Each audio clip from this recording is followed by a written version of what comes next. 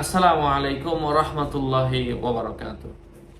সম্মানিত ভাই ও বন্ধুরা, আজকের এই ভিডিওতে আলোচনা করব সহজে সন্তান প্রসব হওয়ার আমল। খুবই সহজ আমল, কোরআনের একটা আয়াত বলবো। এটা সূরা আন-নাজিয়াত থেকে।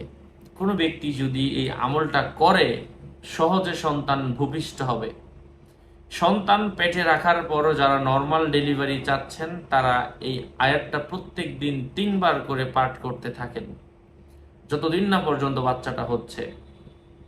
যখন বাচ্চাটা পেটে মানে হয়ে যাওয়ার কাছাকাছি সময়ে আছেন, ওই মুহূর্তে এই আয়াতটা মিশকা আম্বর জাফরান দ্বারা লিখে আয়াতটা ওই মহিলার রানের মধ্যে বেঁধে দেন। বাচ্চা হওয়ার সাথে সাথে এটা খুলে পানিতে ফেলে দেন।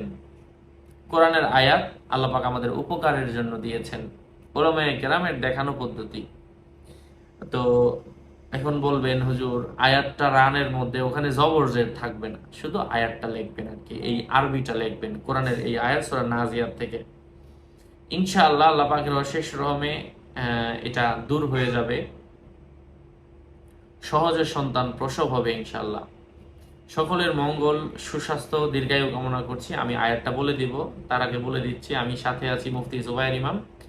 ভেরিফাই চ্যানেলের ডেসক্রিপশন বক্সে ক্লিক করলে পেজ এবং আইডি আসবে। এটা ছাড়া আলাদা অন্য কোনো পেজ নেই, আইডি নেই, ইমো নেই, হোয়াটসঅ্যাপ নেই, টিকটক নেই।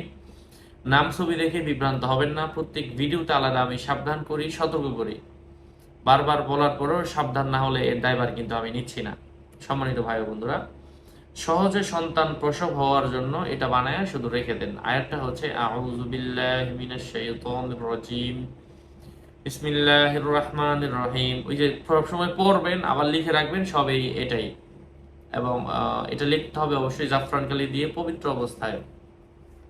আরেকটা হচ্ছে ইয়াসআলুনাকা আনিস সাআতি আইয়ানা মুরসাহা ফীমা আনতা মিন যিকরাহা ইলা রাব্বিকা মুনতাহাহা ইন্নামা আনতা মুনযিরু মান ইয়াখশাহা কাআন্নাহুম ইয়াওমা ইয়ারাউনাহা লাম ইয়ালবাসু ইল্লা আশিয়াতান আও দুহাহা।